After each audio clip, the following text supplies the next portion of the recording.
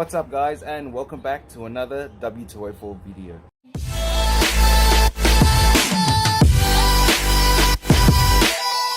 We all know how frustrating it is when you have your ESL module fail and you're stuck. You're stuck in a car park, you're stuck at your friend's house, wherever it may be.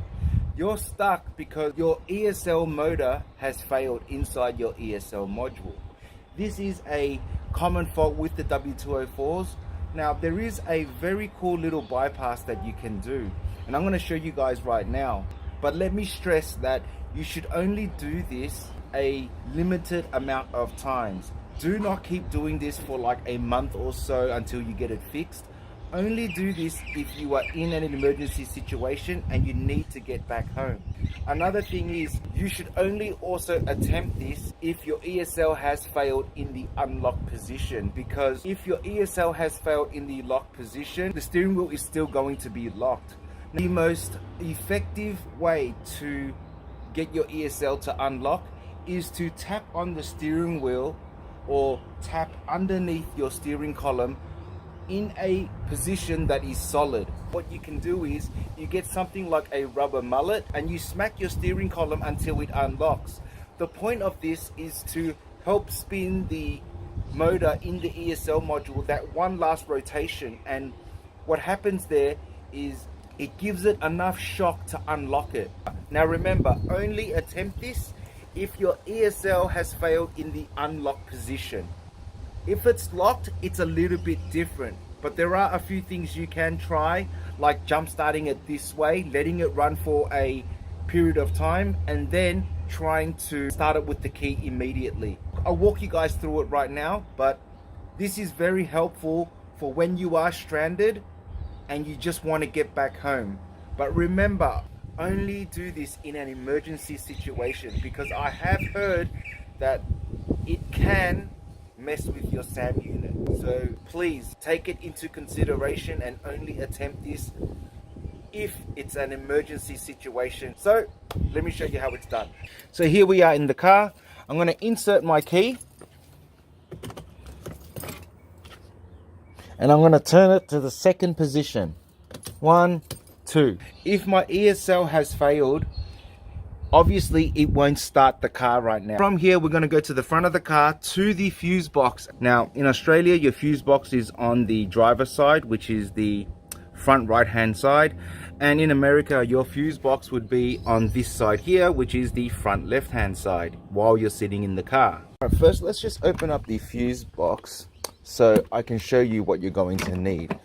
Alright, I keep this in the car just in case it ever happens to me randomly, then I have a way to start the car. This is a simple jumping cable. I simply crimped on 2 spade bits to a cable, and this is going to allow me to jump the starter. It's going to look different on your car if you are in America, because the fuse box is flipped the other way around and it's on the other side over there. The 2 things we need to pay attention to in the fuse box is this green relay right here, and also this number 27 fuse, 7.5 amps. The number 27 fuse is the one relating to your steering lock, and this relay is for your starter. These are the 2 you need to pay attention to. Now that we have what we need, I'm going to show you step by step how you do this now. So step 1, insert your key into the ignition and go to the second position. Now, if your ESL has failed, your car isn't even going to switch on. It's going to say insert key or key not recognized, something along those lines. Insert your key and turn it to the second position. Then you pull out the number 27 fuse just for a couple seconds, maybe 5 seconds or so. You reinsert it, right? And then you pull out your starter relay, and the 2 pins you need to focus on are the one that is vertical and directly opposite it, the one that's horizontal. On the actual Mercedes relay, it's going to be number 5 and number 3. This is where you jump it. You insert one side of your jumper cable in and the other. Watch what happens as soon as I insert it. Look at that. It started straight away. And that's it, guys. Now you can put back in your relay and drive your car wherever you need to go. And that's one way you can bypass once the ESL fails. But remember, you do need something to jump it. You could also just use something like a safety pin. As long as you make a connection between the two prongs, then it's going to work. It will jump the starter for you. So remember, once again, you insert your key and you go to the second position. You then come to your fuse box, pull out number 27 fuse 7.5 amp for about 5 seconds. You reinsert it, you pull out your starter relay, and then you jump the two prongs, number 5 and number 3. And that's it. The car will start, and then you put everything back in, put your relay back in, fuse box cover back on, and then you drive where you need to go and start to fix your ESL module. Now let me show you the other way you can try to bypass it if your steering wheel is locked. You would do the exact same thing and jump start your car. So that's why I always leave this just inside my fuse box. In case I ever need to jump it for any reason, I have it inside my fuse box. This is a very handy feature to know. You would not believe how handy it can be. Now remember that this only works when your ESL has failed in the unlock position, because your steering wheel needs to be unlocked in order for this to work. Because you can start your car, but if your ESL's locked, you're not going to be able to go anywhere. However, that's where this option 2 comes into play.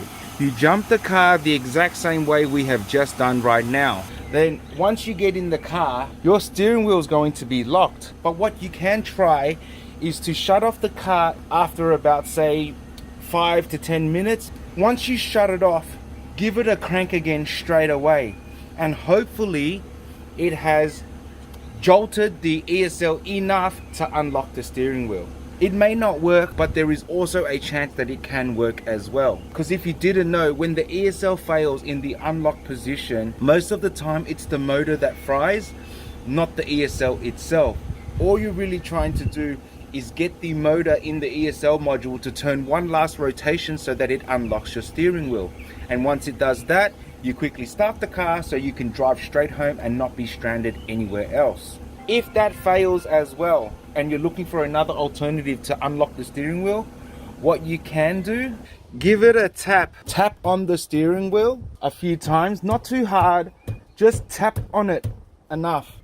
And also underneath here, under the ESL module, your ESL module is up the top, you tap under the steering column just enough with your hands so that it can try and shock the ESL module to spin that one last rotation. Get your key ready, leave it there, tap the steering wheel,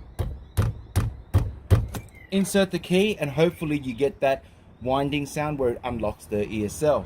Another thing you can try, tap underneath here a few times, like that.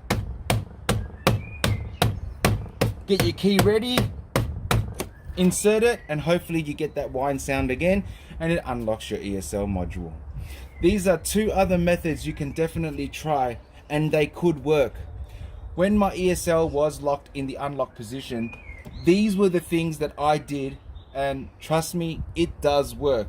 And I was able to unlock my ESL that one last rotation so that I could drive my car back home and fix the ESL module. Now, if you want to see how you fix the ESL module yourself via a DIY, I have done a video on it. So be sure to check out that video, and I go through a step-by-step guide how you fix the ESL module for the W204 and save yourself almost $1,500. Now guys, in the next video, I'm going to be finally finishing off the retrofit for the blind spot detectors. So be sure to stay tuned for that video. So much more is coming. I really hope you found this video helpful, guys, and if you did, don't forget to like, share, comment, subscribe, and I'll see you guys in the next video. This is Mike with Mikey's Vlogs, signing off.